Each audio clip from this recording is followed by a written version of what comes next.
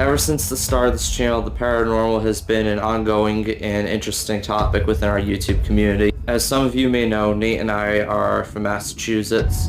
The town we live in is called Fall River, Massachusetts. Yes, the same Fall River where the Lizzie Borden axe murders took place. Ever since we were kids, the big ghost story in our town was about the Lizzie Borden bed and breakfast and being haunted, and the ghost stories changed a lot. One of them was like of a family that ran, it's like a typical ghost story, family that ran out in the middle of the night and like crazy shit happened, bed floated or whatever. But as we got older, a new ghost story started to come out. This was around when we were in high school. Another ghost story started to come out about a haunted mass of land just outside of Fall River. And this ghost story in particular had everything from UFO sightings to cryptid sightings to ghosts, cults, and even zombie attacks. Yeah, zombie attacks. So, this is the terrifying history of the dark woods of Freetown, known as the Freetown State Forest.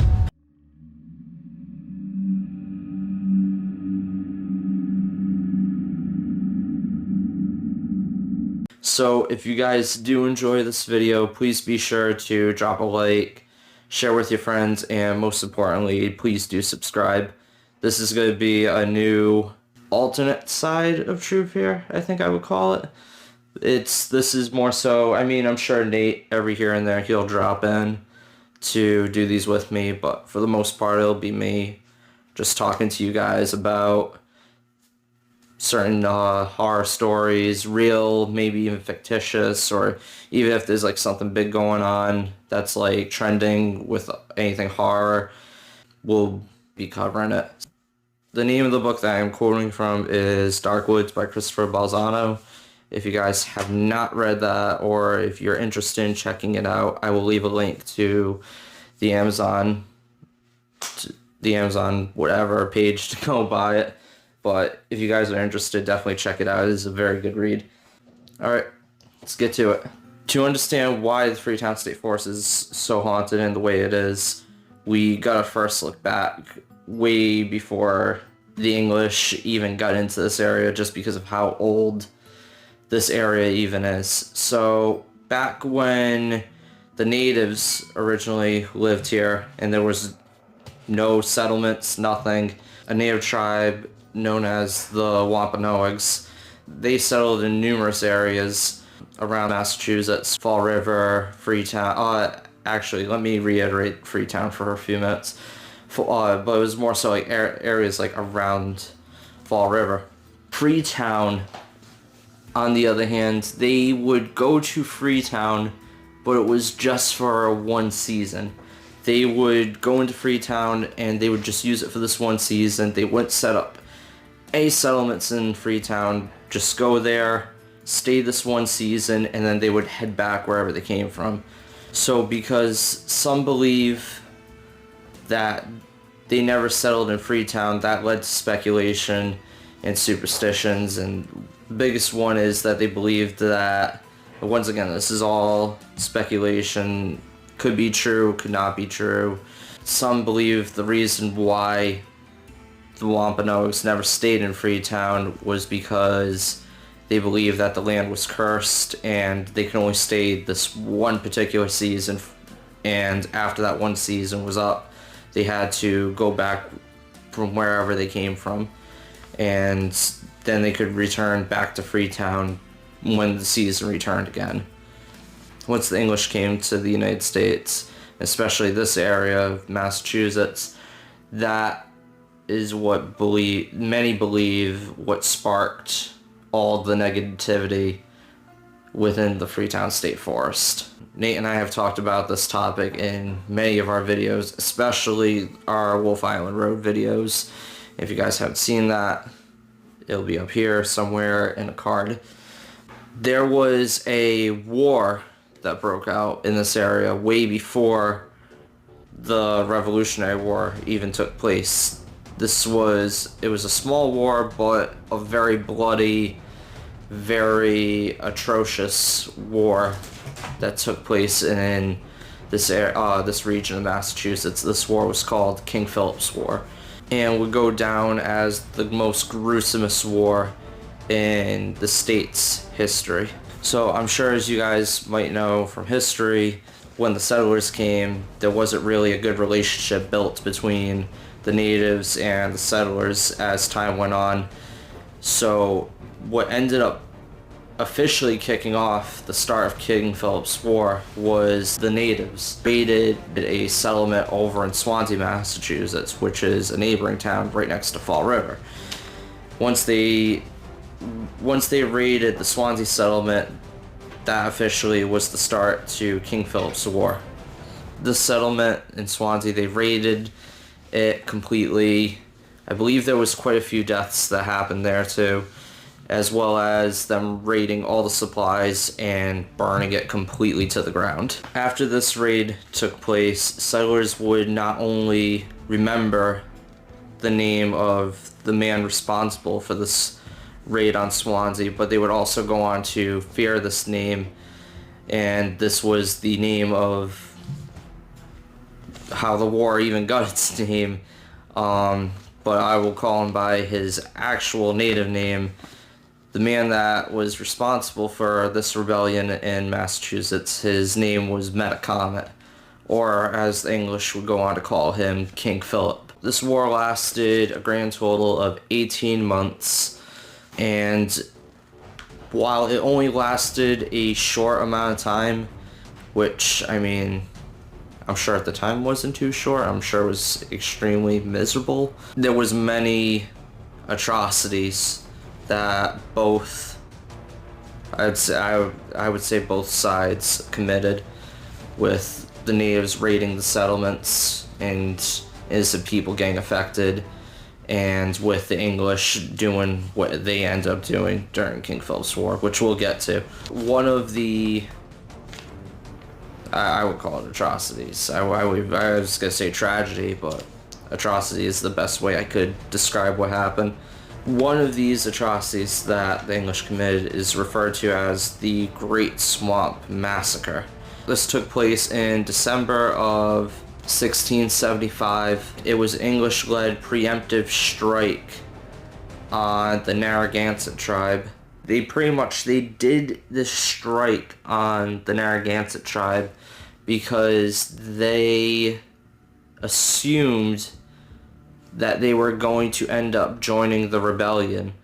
And if this tribe did happen to join the rebellion, it would have been completely horrible for the English, and they definitely would have been in really bad shape had the Narragansett tribe joined the war. But they currently were not even in the war. They had nothing to do with it, but I think they had some affiliation with the Wampanoag tribe that Metacomet was leading. Through the English's fear of the Narragansett tribe joining the rebellion, 1,000 colonists, including at the time the governor of Massachusetts, Governor Winslow, went to South Kingstown, Rhode Island. Once they arrived, the name the Great Swamp Massacre surely lived up to the term massacre.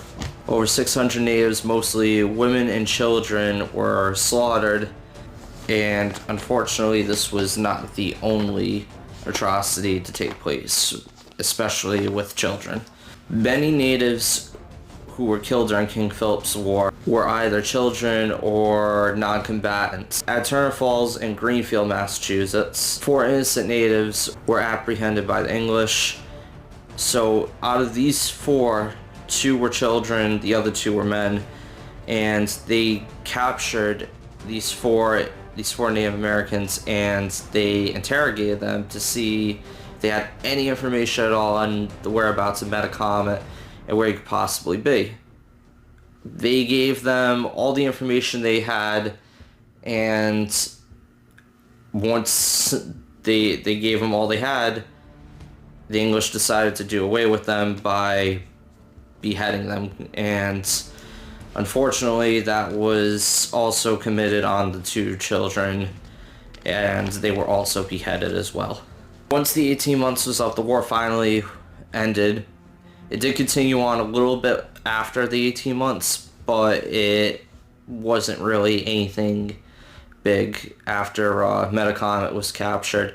After Metacomet was captured, he was decapitated, and this is where it gets a little bit morbid, a little bit gruesome, and slightly terrifying, because I can only imagine picturing this and being completely disgusted by it.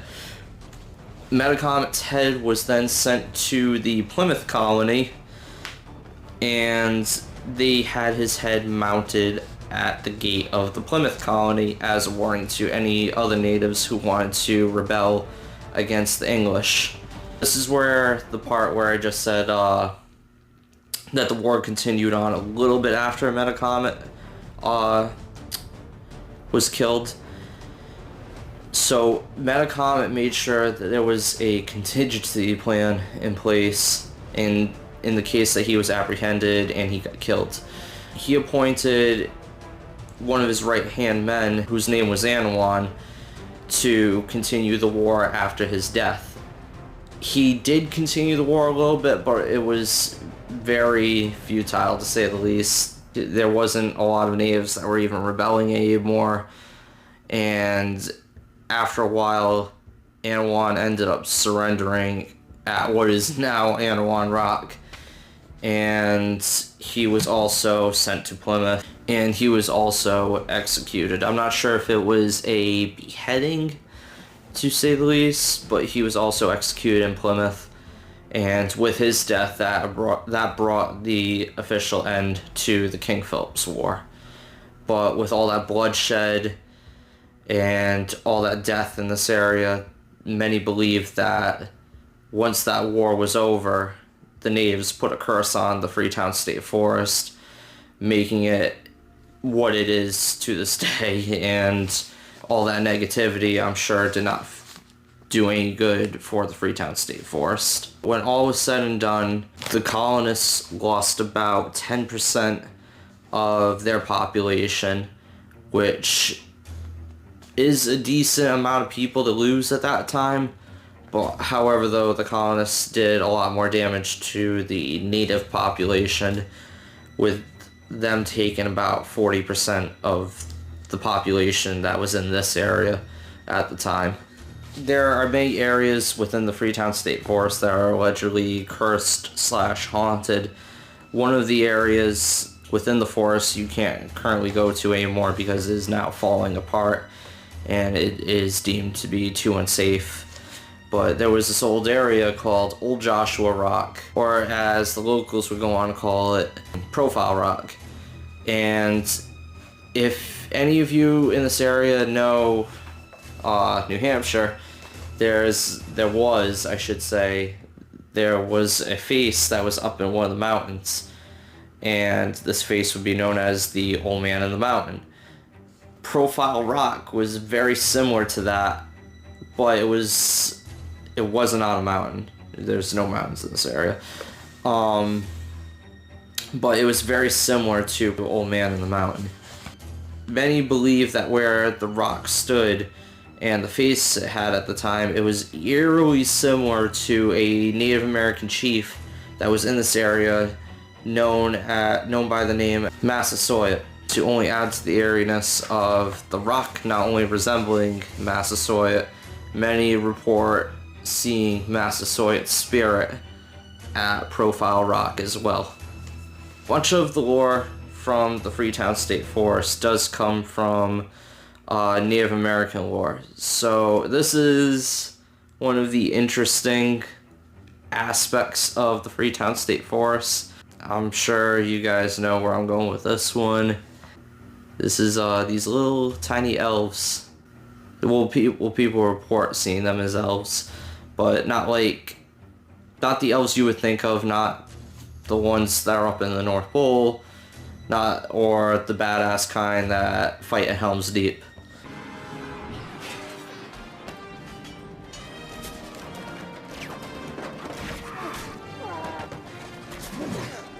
These guys carry a bow, supposedly are hunchback, and have these spine. They almost kind of look like porcupine spines on their back. They're like really weird creatures, how they're described.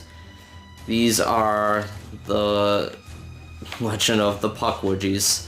So the Puckwudgies are a cryptid that live within the forest, more so near the Sonnet Ledge part of the forest. For whatever reason, I don't know why it's at the ledge, but supposedly that's like a hangout spot. I don't know. I just go off of what I hear.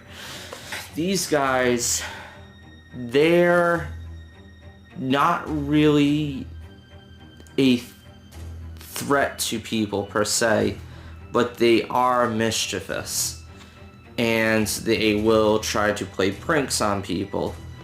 And in I shouldn't say most cases, in some cases, the pranks can be very dangerous and can potentially harm the person, but they're okay with that. But however, though, for the most part, their pranks usually consist of them taking things that are of value or seem valuable to them and running off with them and hiding somewhere where you would never ever even walk to or been around within the Freetown State Forest. There was actually one person I was talking to on a Facebook post where they said that they were going through the Freetown State Forest on a hike, and one of them lost their keys. They were with a group of friends and they lost their keys, and they ended up going back and looking for the keys, and when they were looking around for them, they were in a spot where they had never even been to. It was completely off the trail that they were walking on, and they were just there, right on the ground. But the other friend who was writing the post stated that once they found the keys, they got up, they looked around the forest, and they said right next to them, they could swear, and they even said too that it sounds crazy, but they saw a elf-looking type of creature right next to them. So, I mean, for me, I'm kind of like the person where it's like especially if it's cryptid, I have to see it to believe it. I don't doubt that they saw something, but for me, I really have to see that to believe that, especially if it's cryptid wise, because that's a little that's crazy to think that there could be these little elf creatures over in a forest, not even 10 miles away from where I live. So, and they got bow and arrows too. Now we're getting to the next part of the forest, which is probably the most famous / infamous parts of the Freetown State Forest, and that is the Freetown Sonnet Ledge, or as everybody in this area just likes to call it, the Ledge. So the ledge is interesting, to say the least. There's a lot of speculation as to why the ledge is so haunted and why it's such a paranormal hotspot, but nobody can really say exactly why it's that, like it is the way it is. There is a theory that during King Philip's War, the natives, when the war ended, rather than be captured by the English, they leapt from the ledge down to the pond down below. However, though, this is highly unlikely just because the ledge is a rock quarry, and it was a rock quarry way after King Philip's War. That theory is highly unlikely. There was, however, a tragedy that happened when the ledge was a rock quarry, however, and There was one day while everybody was working on the rock quarry, the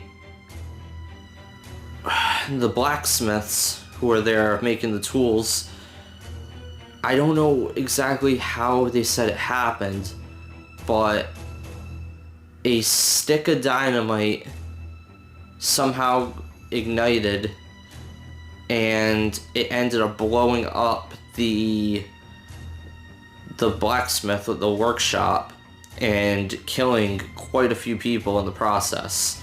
Roughly 7 men were killed during this explosion, and not only did it kill the workers who were working on the ledge, but it officially at that point brought all production of the ledge to a complete close. And after that, there was no more work to be done on the ledge. It was done. However, though, even with this theory, there have never really been sightings of any like construction type of workers at the Asona ledge. So the big thing with the ledge that they say is you could go there completely in the right headspace and be completely fine. Mentally, physically, you'll be perfectly okay. But when you get to the ledge and you go up to the top, you can go up to the top, you get this urge to want to jump off from the ledge. Now, to get an idea of how big the ledge is, because I could show you guys pictures right now, and it does nowhere even near a bit of justice as to actually going there and seeing this thing, because it is huge. Even I was so impressed seeing this thing, because it's, like I said, the pictures do not do it justice. If you guys would like to see that video of Nate and I going to the ledge, that will be up. Once again, all these videos will come up on top somewhere in a card while I'm talking. So I'll be doing that after this video. The ledge is very, very tall. So you can essentially jump from the ledge and be okay. However, though, I do not advise you to jump from the ledge, just because there are some shallow parts of the water where if you do hit the water at a bad angle, it could be very bad for you and you could possibly kill yourself. So I do not recommend anyone to jump from that ledge. People that they say do jump from the ledge, this is all going back to the lore of the ledge. You have this sense of wanting to jump from the ledge, and nobody knows why exactly you want to jump from the ledge. Once again, you go with a completely sound mind, and then next thing you know, you want to jump from the ledge. Bizarre, but that's the big thing that revolves around the ledge. Unfortunately, there have been some suicides that have taken place at the ledge within prior years, but while suicides are a fraction of the deaths that are caused at the ledge, there are speculations, as well as is highly probable that this does take place at the ledge, it is a very popular dumping ground for crime families and organized crime in the area to dump bodies, just because of how the pond is down below. So, for many years, the ledge has been plagued by crime, with many local law enforcement speculate that there are bodies that are under the water at the ledge, and the reason why it's quote-unquote the perfect dumping spot is just because of the fact that they've sent recovery crews into the ledge, into the pond down below, to at least try to attempt to get any, if there was any bodies down below, to get them out. However, though, the water is too murky to even see. But not only that, once you go so deep down below, it gets very cold. So it's almost impossible to even recover anybody if they go that low. This one's a weird one. I don't know how true this fact is about the surface of the pond down below. They say that the bottom of the pond, if anything like hits the bottom, it's pretty much like quicksand, and the soil just ends up sucking it into the ground. Wherever it is, there's any bodies, any objects, it'll just pretty much suck it right down. But as well as bodies supposedly being dumped at the ledge, there is also rumored to be cars, vehicles like motorbikes, and supposedly somebody told me this one, I think it was in one of the videos as a comment, that there's even a crane, an old crane, that is in the lake of, which I find kind of insane. One of the eerie things that made people report at the ledge is, as well as the feelings of despair and feelings of wanting to leap from the ledge, made people report that when they look into this pond, they end up seeing lights moving around under the water in the pond, and made people speculate that those lights are the souls of the people who have died and are now trapped under the water of the pond. Many other people believe that those lights are just planes passing by at just the right angle. So now that we've talked about the big areas within the Freetown State Forest, there's 3 interesting legends about the forest that I think that we should discuss. The first one being this one I kind of have a funny backstory to. So the first one is about the Mad Trucker of Copacut Road. This legend revolves around Copacut Road, which cuts right through the Freetown State Forest. And this legend, once again, it has steps to it. You'll be driving down, and it's very descriptive when they tell you like what goes down when you drive down Copacut Road. So you'll be driving down Copacut Road late at night, and as you're driving down Copacut Road, you will be attacked. I say attacked, but it's more like just bumping into a very pissed off driver at the worst time. So you'll be driving down Copacut Road, then this truck will come up in back of you. And when it comes up in back of you, it'll turn on the tie beams and it'll start to ride your car. And the driver's truck will appear to be very aggressive and very hostile towards your car. What will end up happening is one of 2 things. As he gets more and more aggressive, he'll lay on the horn and he'll keep riding the car and try to go around you, and it's just overall an unpleasant experience. But one of 2 things could happen with this. One, you could pull off to the side of the road and supposedly the truck will pass you and then vanish. Or you could stay on the road, attempt to stay on the road. Supposedly there have been accidents because of this trucker. I don't know how true that is. But you could attempt to stay on the road until you hit the end of Copacut Road. And if you hit the end of Copacut Road, you look back to see who this trucker is. You'll turn back and look, and the truck will be gone. So when I went down Copacut Road, it's a very unpleasant road to drive down.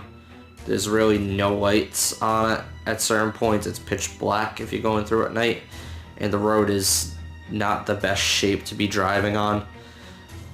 When we went down it, when Nate Alicia, Frank, Nick, and I, we went down Copacut Road.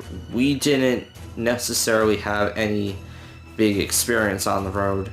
But one of the interesting things to note about when we went down that road, and this happened twice, and both times are very, very, very, very, very bizarre. It was just a very bizarre coincidence that this happened twice. Was we went down Copacut Road. As we were going down Copacut Road, so let me actually go back. So this is with Ken's, Nate, Alicia, and me. We went down Copacut Road and we were scoping it out for our next video. As we're scoping it out, Ken's got a feeling where she was like, I think we should turn back. So we're like, okay, you know what, the road's getting bad, let's turn back. So we turn back, we're heading up Copacut Road now, we're going back out. As we're going back out, this big red pickup truck starts to come into Copacut Road, and this guy's like flying too. Like, he's going pretty fast, and this road is like, you hit this the wrong way, and you're in a little car or a road or a car that's not meant to go off-roading, you're probably gonna damage your car pretty bad. But this guy's just not caring the world. I mean, he also had a pretty big ass pickup truck, so he had no problems. But this guy's like just flying down Copacut Road. We went down when we were doing our overnight video in the Freetown State Forest. We went down Copacut Road. Well, that same truck was off to the side of the road, just chilling there at 2 a.m. As we were driving up to his car, he took off. We kept going down Copacut Road. He was off to the side. We saw him again. And as we were approaching him again, once again, just took off and sped away. After that time, we didn't see him anymore. But it was very, very bizarre that it was the same truck, and at this time he was just chilling there at 2 a.m. And another very interesting thing to note that I just remembered was we were the only ones.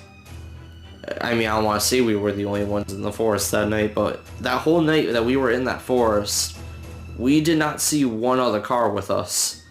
The only other car we saw was that pickup truck on Copacut Road. So, not saying it was the trucker, but it was definitely a very eerie experience to have, especially knowing the legend of Copacut Road. One of the other legends that supposedly haunts the Freetown State Forest, and please, for the love of God, bear with me. Zombies. Yes, I said zombies. Please do not leave my channel. Let me explain. I can explain this first. These are not the AMC Walking Dead zombies, nor are they the 28 Days Later zombies. These zombies are more so the voodoo type of zombies, where if you bring them back, whoever's doing it, they bring a dead body back to life, they resurrect them. This body is essentially a slave to whoever resurrected them. These zombies are the ones supposedly that are spotted within the Freetown State Forest. I personally have never seen anything like that. I really hope I don't see anything like that, just because of how some of these people who have had these experiences claim to see how these zombies act. It's pretty terrifying, to say the least. One of the stories is about these two girls that went walking. They were on a hike, they were taking pictures of birds, and they were just having a good day in the Freetown State Forest. It actually is pretty nice to just go on a hike through it during the day, and then for whatever reason it turns into complete hell at night.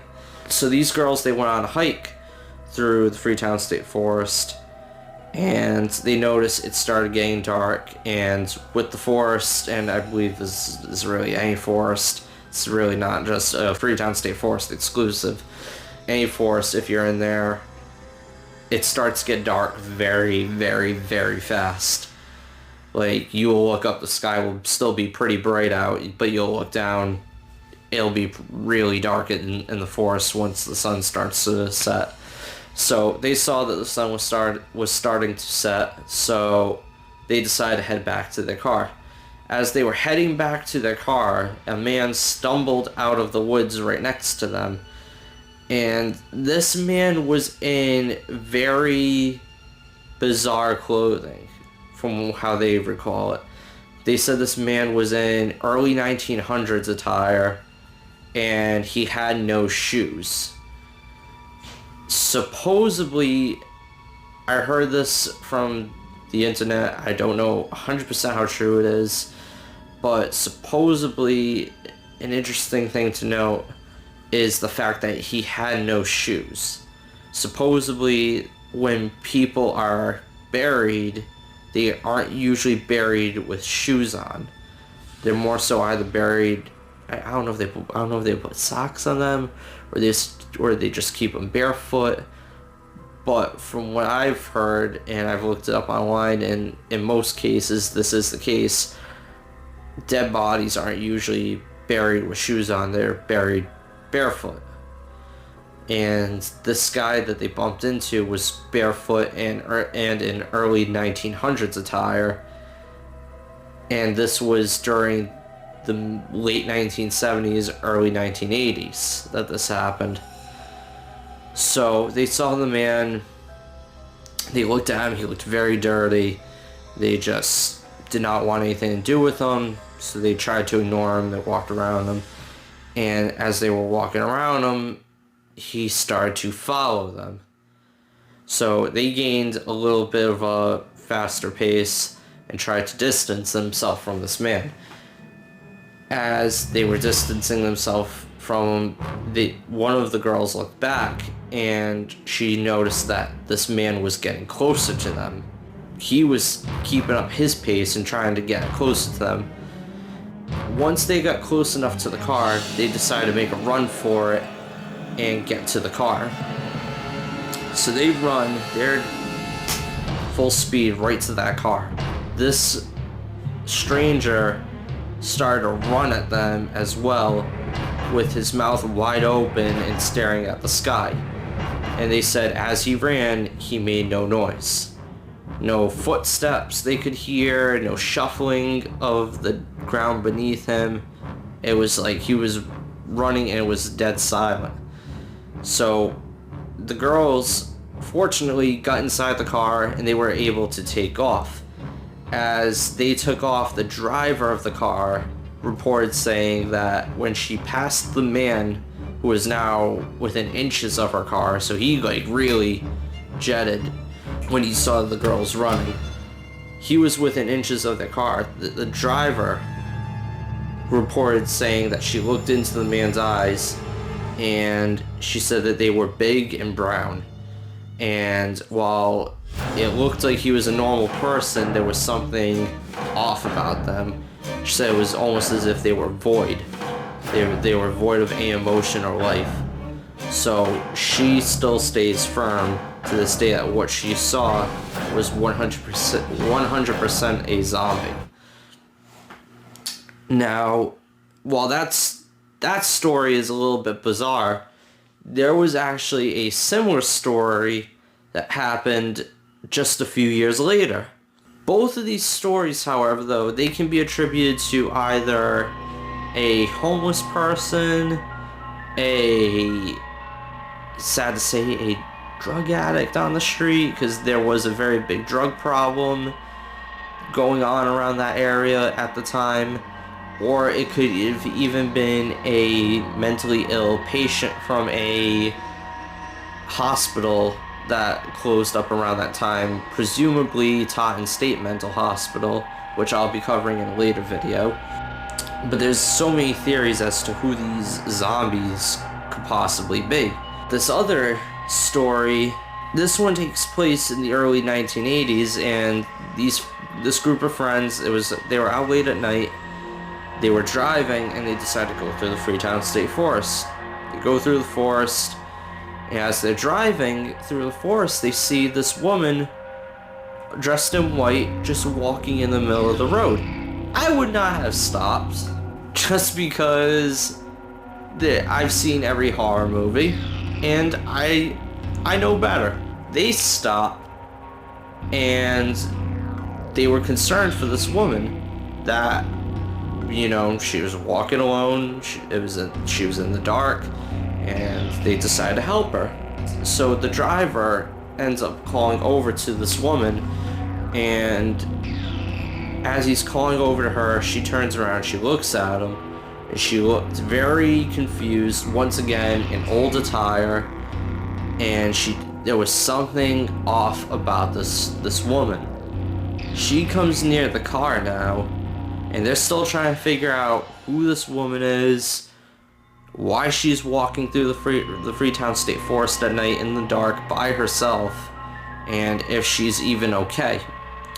So she's now near the car. The driver asked one question: "Are you okay?" Which she replied with a loud scream and grabbed the backseat passenger, back of the driver, by the throat and tried to yank him out of the car. The driver of the car then did what I would say is the right thing, panicked, and slammed on the gas, getting the hell out of the Freetown State Forest and leaving that woman behind in the Freetown State Forest. Once again, there's so much speculation with who that was, and it could have been any of the theories that I just went through. But it's very bizarre that happened twice within years prior, and both people saying that there's no way this could have been a human. Now that we have talked about Puckwudgies, ghosts, and now zombies, let's pull out all the stops, because the Freetown State Forest does not hold back.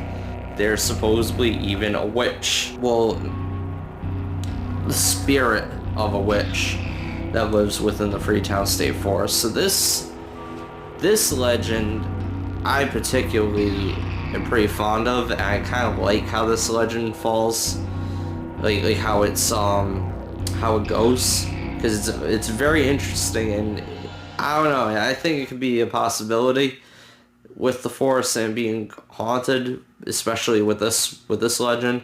So this legend is about this witch that lives within the Freetown State Forest, and there's a man by the name of Dave who, when he was a child, he had experiences with this witch, and she would terrorize him and his friends.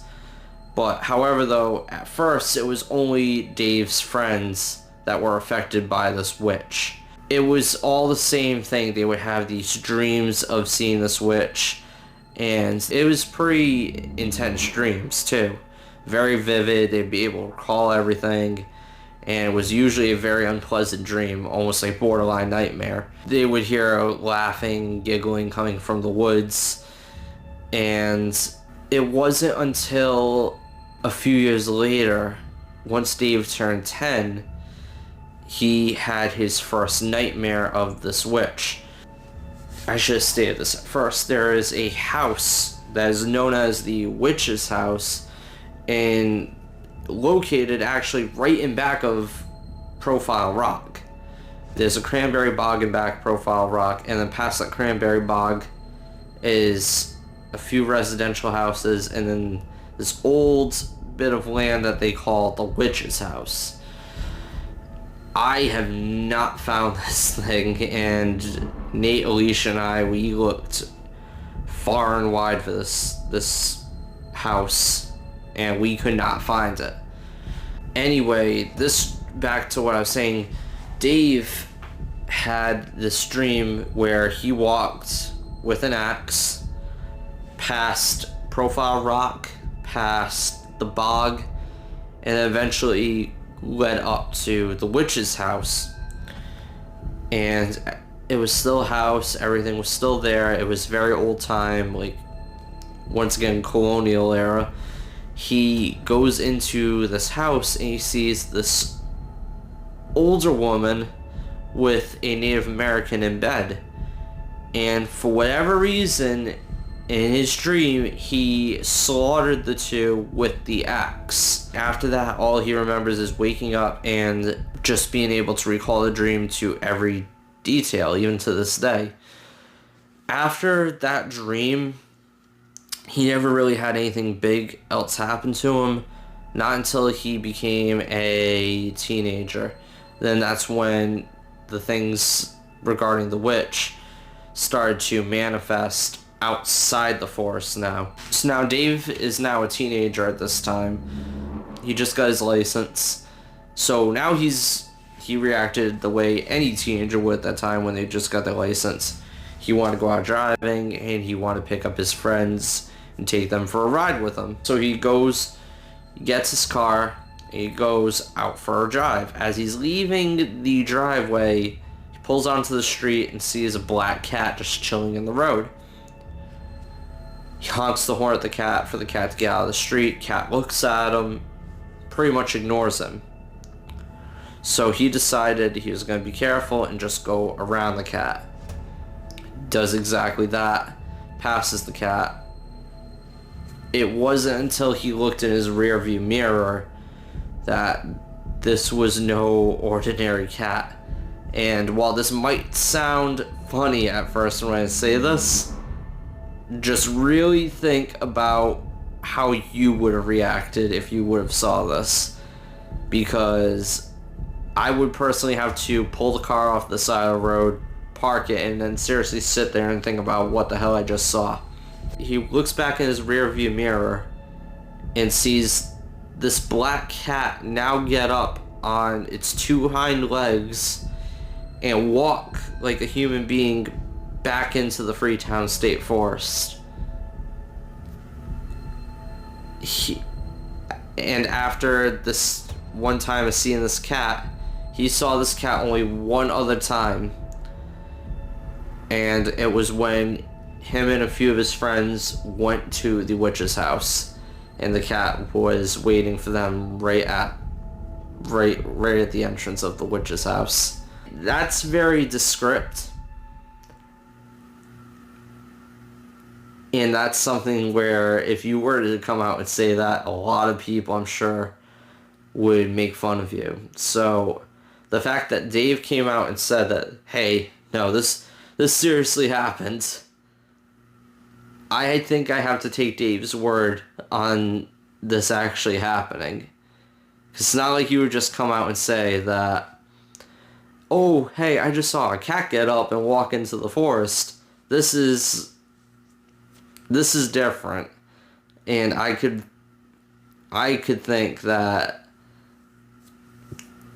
there is some truth to Dave's story with that one.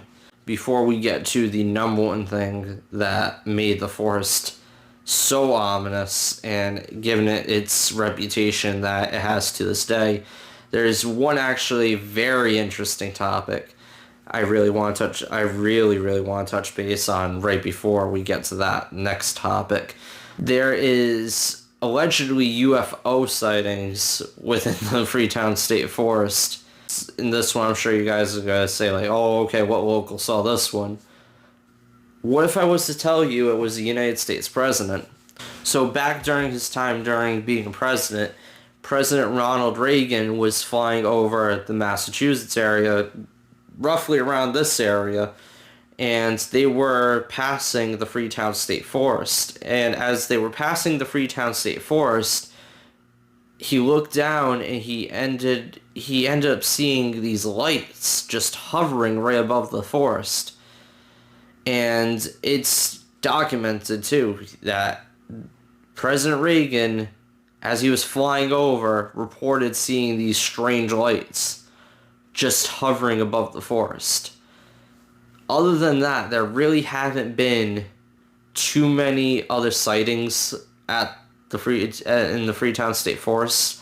A lot of people say that sometimes they see him at the ledge, some UFO activity, but more so the UFO activity that I've heard of takes place within the Bridgewater Triangle, with big hotspots being Hockomock Swamp, the Random Dog Track, areas like that, which I will discuss in a future video with you guys for the Bridgewater Triangle. So be sure you have your notifications on for that one, and look forward to when that one's getting posted. That one I'm really looking forward to making.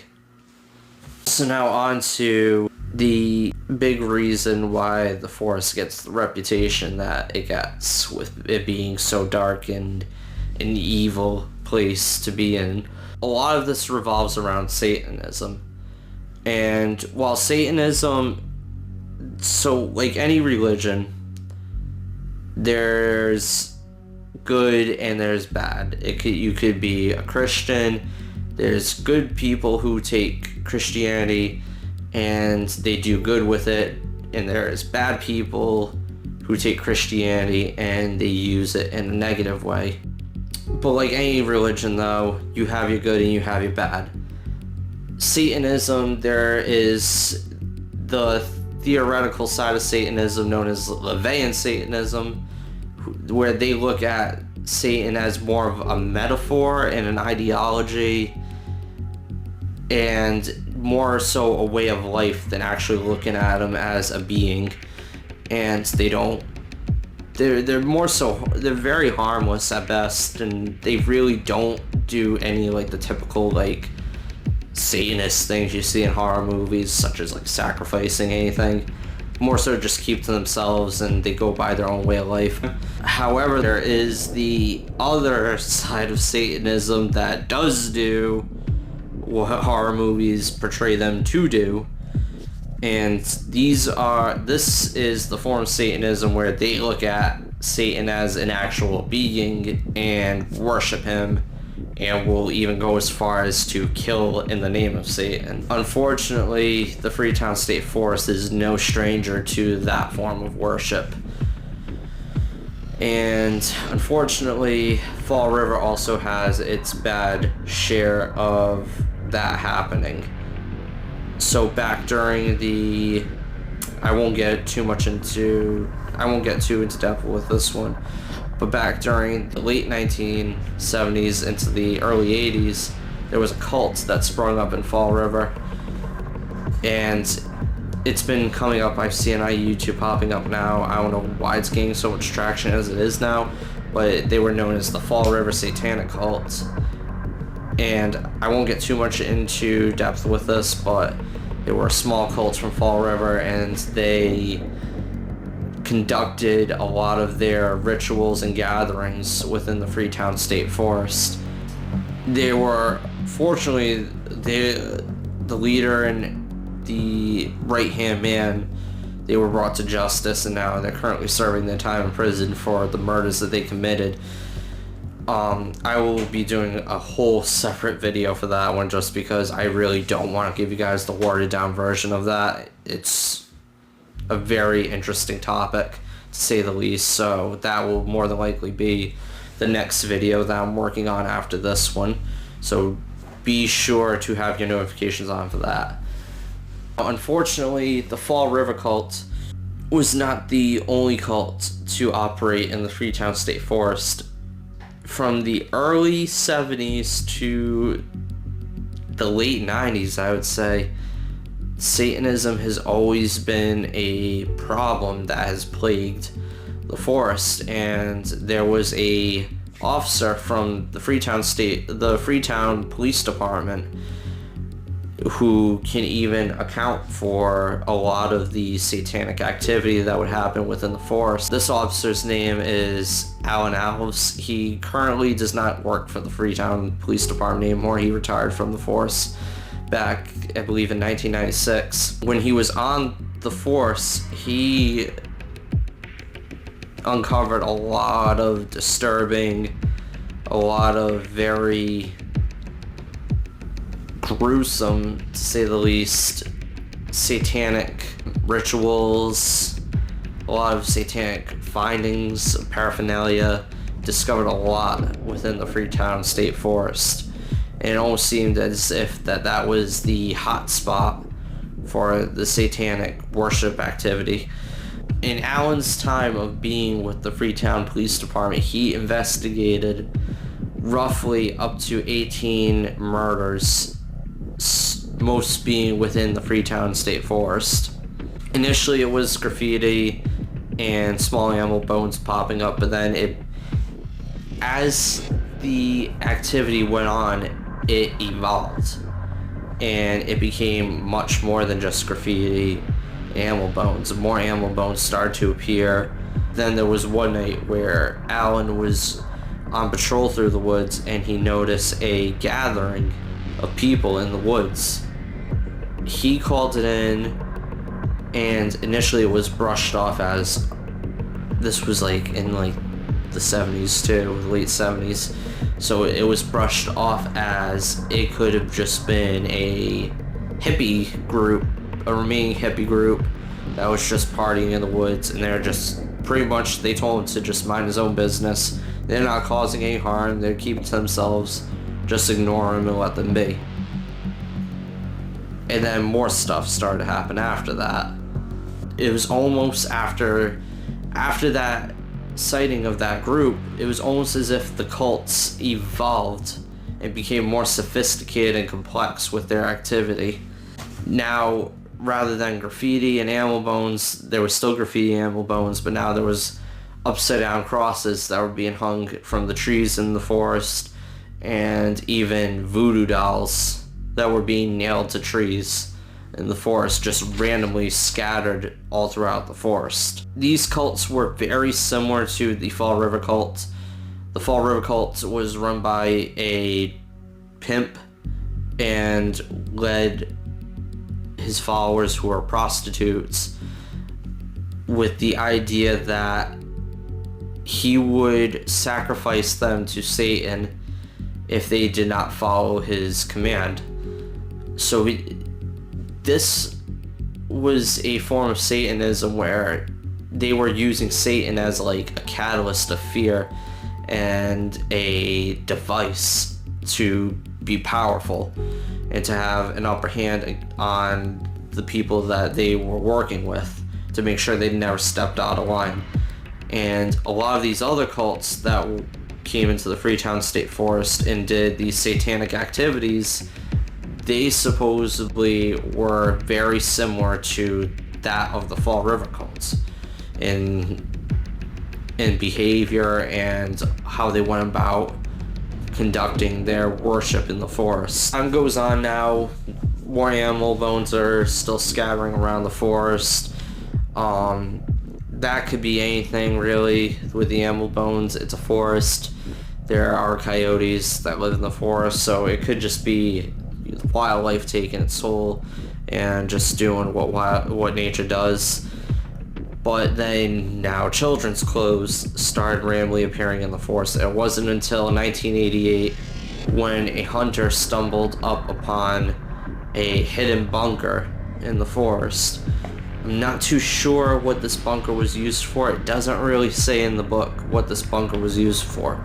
But this hunter stumbled up upon this bunker that was hidden by a tarp. And that's when Allen made his most disturbing discovery. Police came, the Freetown police came, and they went inside this bunker.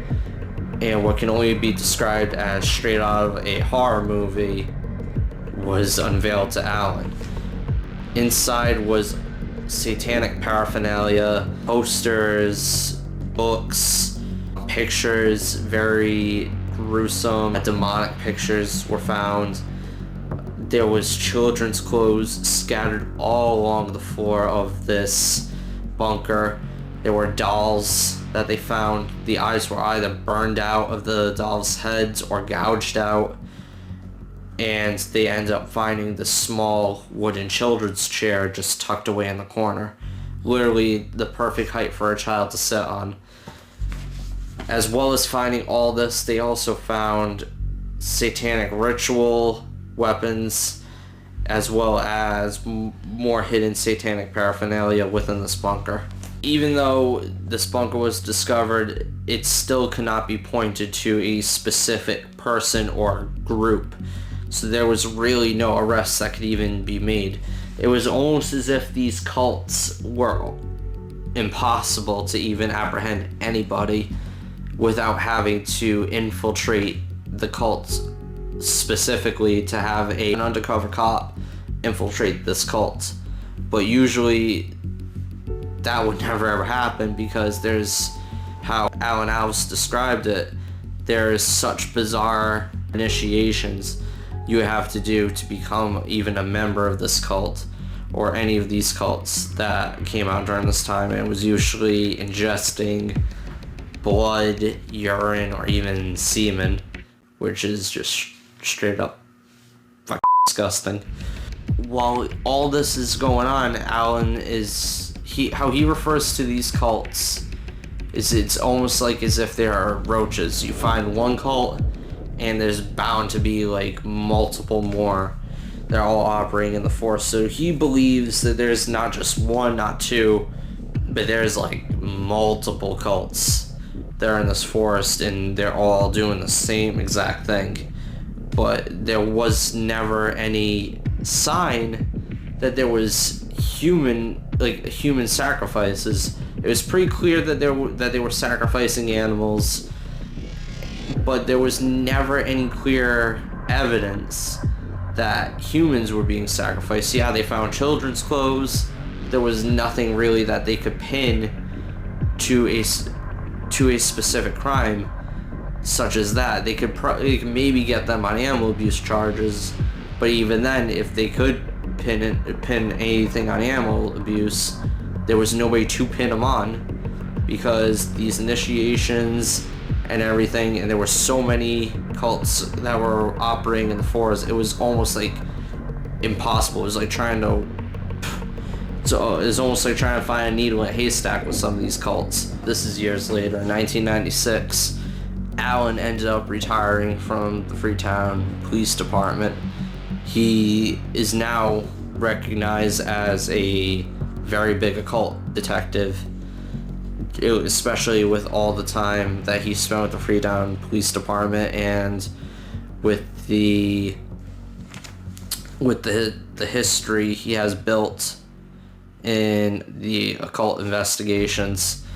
He is now nationally known as a occult detective. Even after he retired, there were still cases of occult activity coming in. In 1998, there were multiple calves found scattered throughout the forest that were completely drained of blood. A very sure sign that it was occult activity if they were drained of blood. And in October of that same year, 1998, there was also a headless cow found within the forest. And once again, it was the same exact thing. Mutilated and drained of blood. Typical occult activity. And even though Alan has now retired from the police department, he still states that it would not surprise him if there were bodies that were buried, just scattered throughout that forest. To this day, the cults that Alan investigated remain a mystery and remain unsolved. To this day, Alan now, he works in Fall River at the South Coast Hypnotherapy Center, and he has been in a few documentaries talking about what his experience. One of the big ones is, if you guys would like to go look it up, it is on Amazon Prime. It's called The Bridgewater Triangle. I'll leave a link down in the description for you guys to go check that out as well. Very interesting documentary, to say the least, about what goes on in this area regarding the paranormal. That pretty much all sums up the history of the Freetown State Forest. To conclude, has a very colorful history, and it's not a surprise it being the way it is. It's every time I've gone there, there's always a new experience. First time I went there, I saw shadow people. I've never seen shadow people ever again. Every time I went there.